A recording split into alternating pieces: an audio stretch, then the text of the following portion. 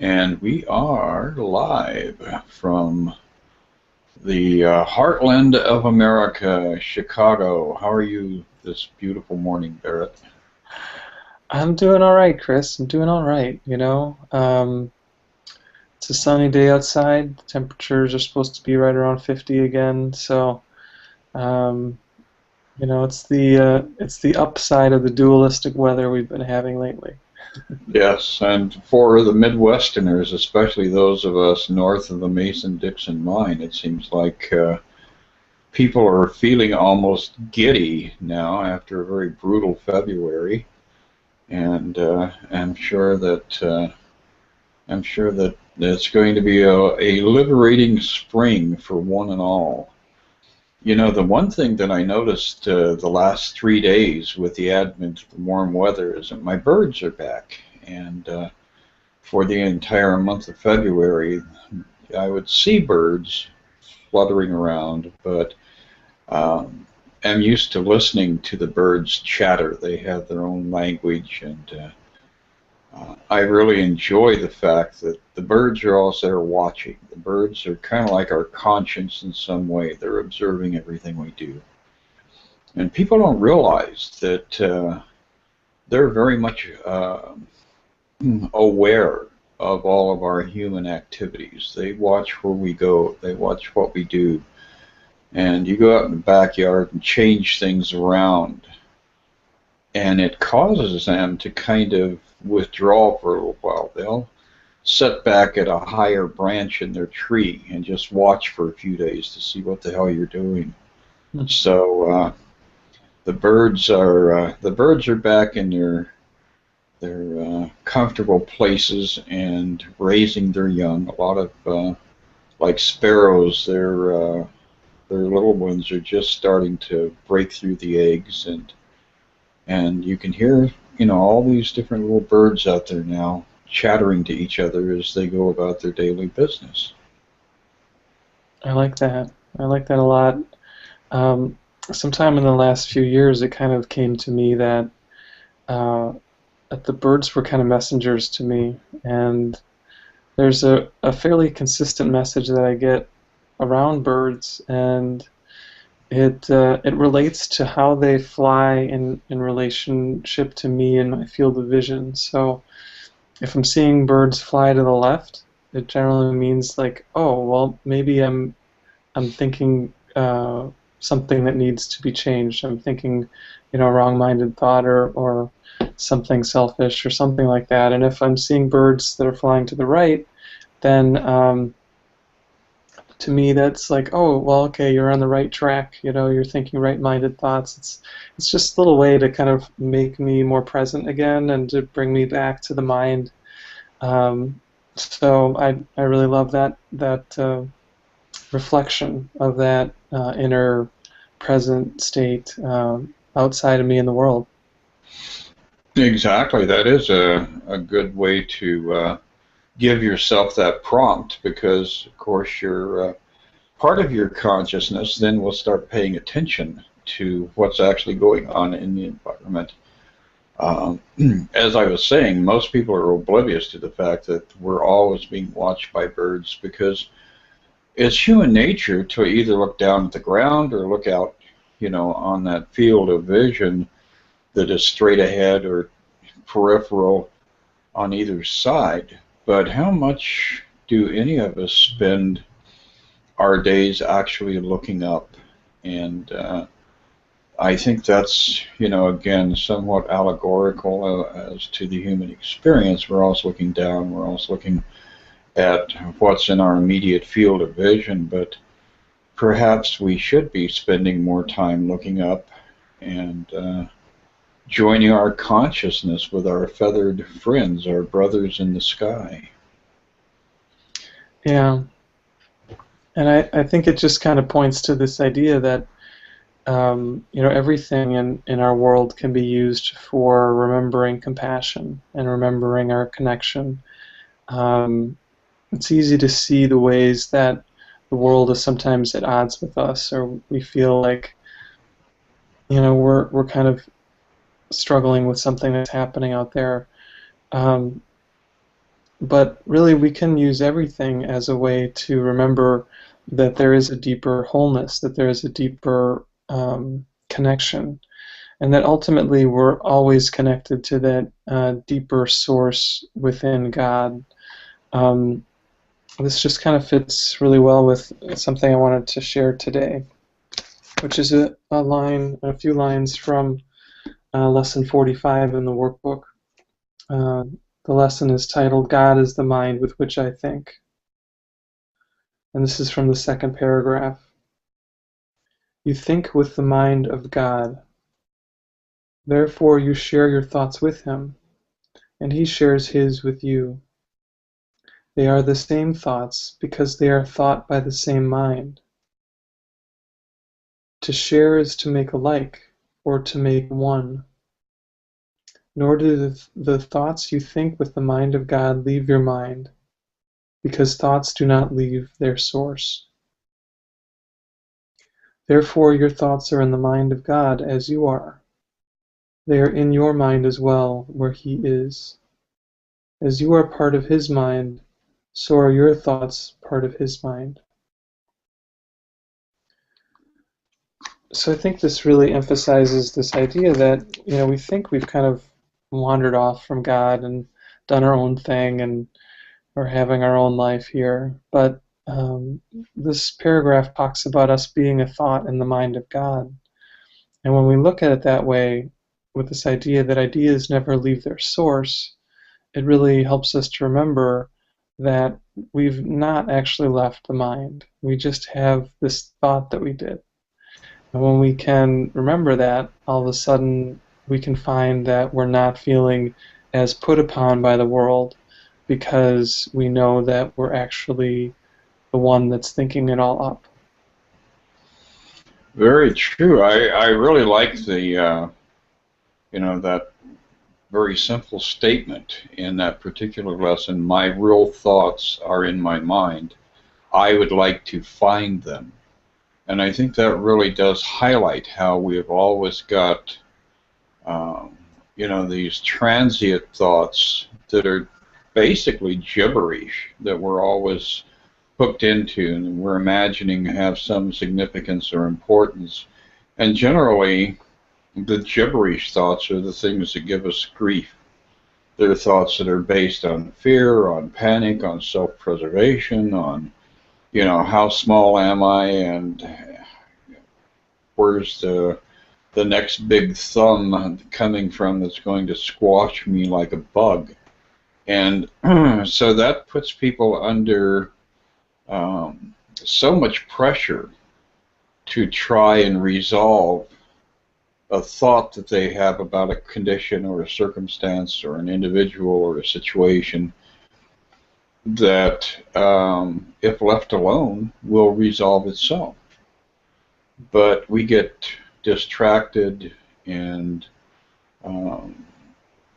entranced with this kaleidoscopic world that's going on around us and within our mind.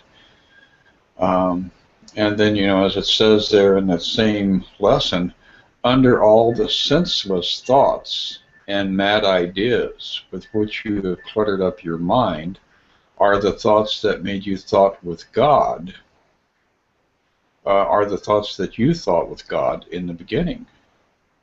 They are in there in your mind completely unchanged. So those are the real thoughts. That's where eternity resides, and that's where the security of knowing that you are eternal and inviolate, and you can't be hurt, you can't be damaged, you can't be a victim. That's where that realization is always there for you. All you have to do is clear your mind of all the garbage that's just going on and on and on. Yeah, and I think it's a challenge, really. I mean, it's simple. We talk about it, and the dynamics are pretty straightforward. We have these false thoughts that we're attached to, and we need to release them to know the truth that's underlying that. I sometimes get this feeling that our attachment to these false thoughts, these ideas, is as though we were grabbing onto something sticky, and it feels like we're trying to let go, but it's sticking to our hand. It doesn't really want to let go. Now, it's a little bit of a false metaphor because the stickiness is from our end. It's not that the fear is sticking to us because it has this quality. It's that we actually are afraid of really letting go of it. And so we're kind of two minds about healing.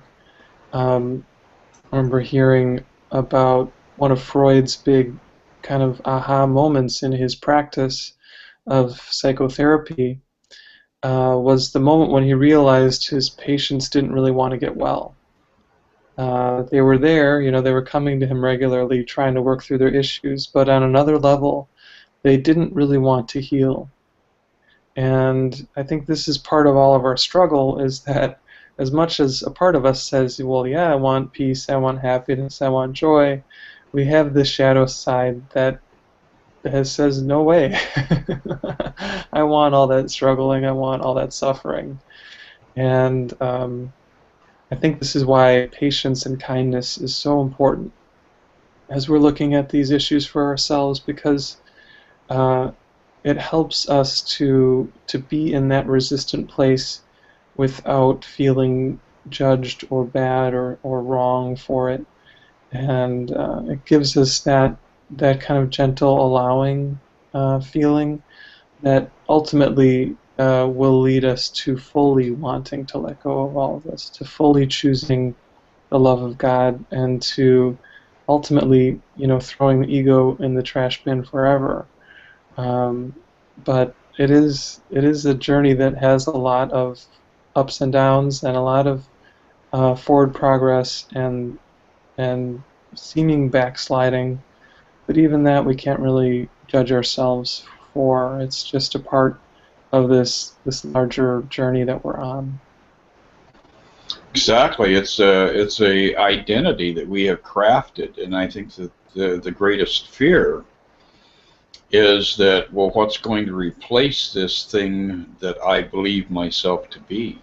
Mm. So when we're trapped in that confrontational space of am I who I believe myself to be, or who I've crafted myself to be, or am I who God created? That's really where the showdown occurs. And kind of looping forward further down in the lessons, lesson number 7, my salvation comes from me, I think is a good way to kind of go full circle with these thoughts. The second paragraph says, the seeming cost of accepting today's idea is this. It means that nothing outside yourself can save you. Nothing outside yourself can give you peace. But it also means that nothing outside yourself can hurt you, or disturb your peace, or upset you in any way. So all of this, over and over again throughout the course, it is reinforced in our thinking that we're the ones who create all this chaos and torment ourselves and abuse ourselves.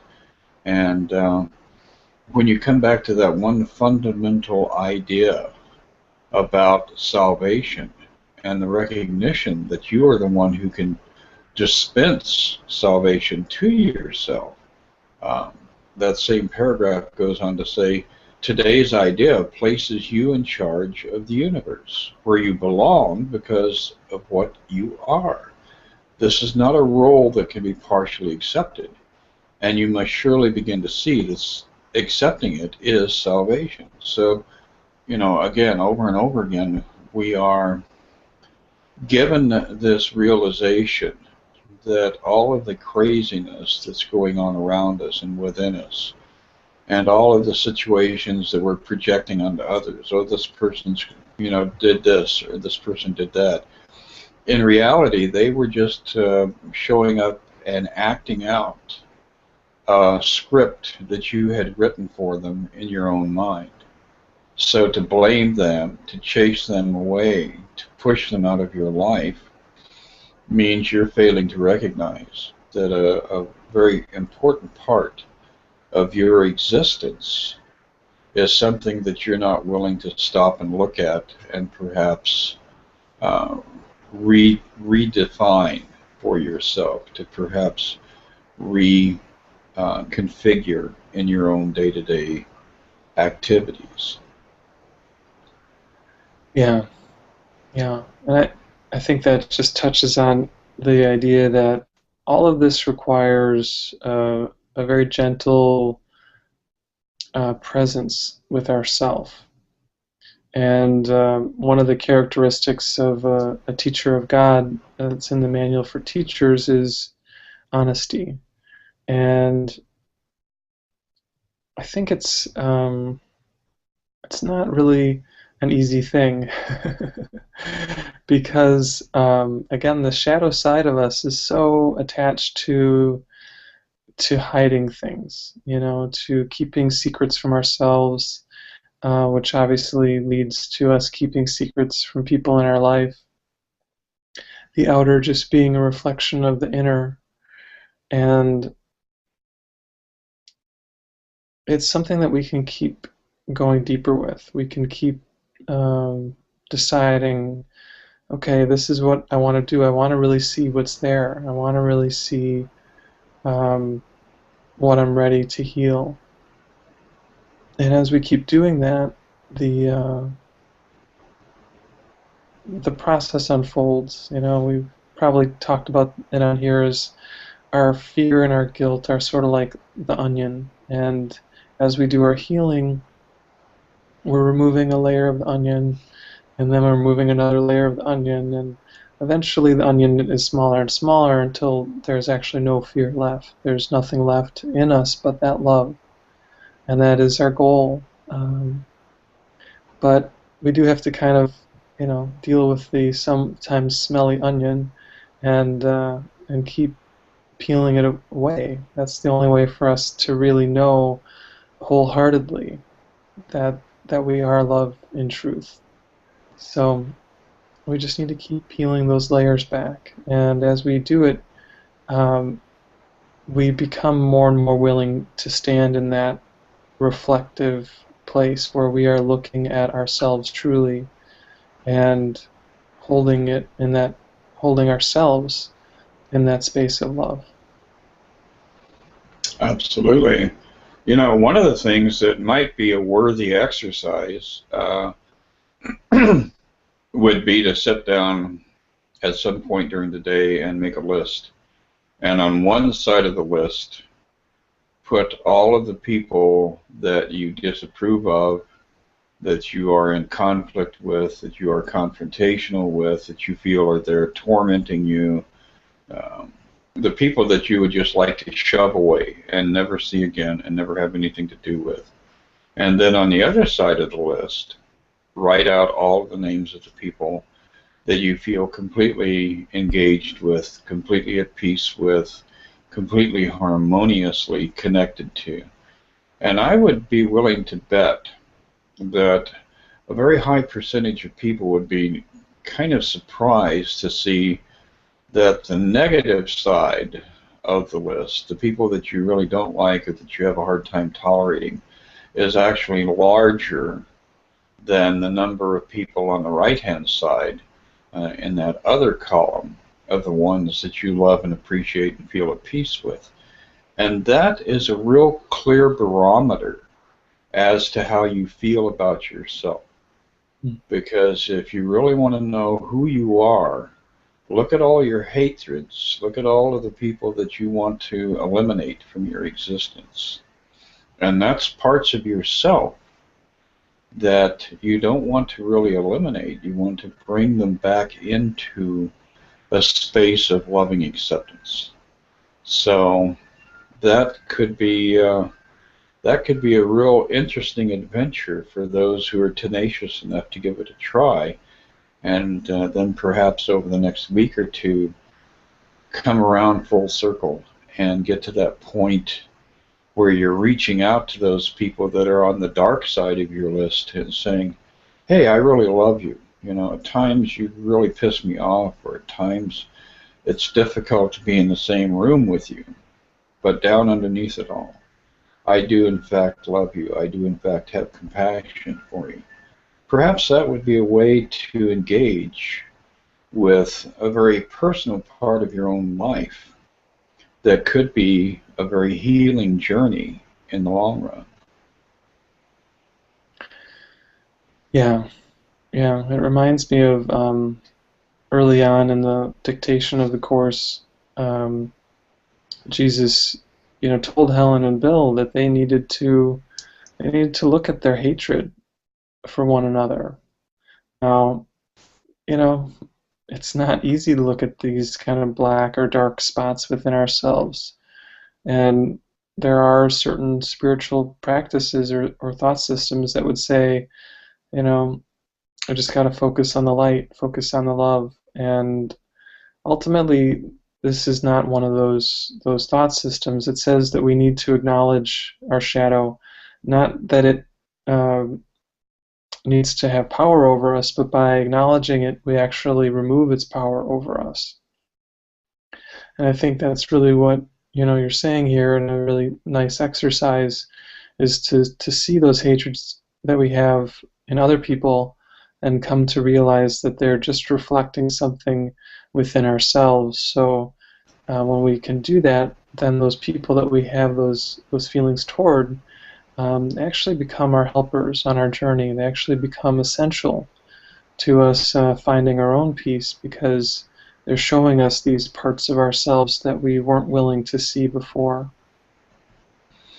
Exactly, and for the people that are viewing the video, it would be really cool if everybody would shoot us an email with some feedback about how, after approaching that concept and playing around with it for a day or two, how there was suddenly an epiphany, how there was suddenly a realization of what these people were as far as how they fit into your lives. So please do give us feedback about any and every episode that you engage with us in, and perhaps we'll devote ourselves in the future to creating more little adventures of this sort, so that people can get a practical way of utilizing some of the ideas in the Course in just the day-to-day activities of your life. Yeah, I think that's really good, because it's only when we use these ideas that they have any benefit to us. If we just sort of bandy them about and think, well, I understand all this, well, we're not really getting much out of it. So, yeah, this is where the real healing is, when the rubber meets the road. This is how we find that happiness is by moving through these issues. Absolutely. Well, I hear my wind chimes outside my room here, and the day is beckoning, so I think I'm going to go out and talk to the birds for a while and see what 50-degree day feels like. It's been a while since we've had those around. Yeah, it sounds great, Chris. I think I'll get out and enjoy the sunshine too. And yeah, we are going to be off for next week, so we'll be kicking it with everybody again in 2 more weeks. Yes, and you have safe travels, and for everybody out there in our circles, embrace this time of year with the daylight stretching out a little bit longer each day in front of us. A real period of the increase in light. All right. Well, I'll enjoy that light, and you have a great time with the light and with the birds, Chris. Absolutely. I'll talk to you in 2 weeks. All right. Sounds good. Bye.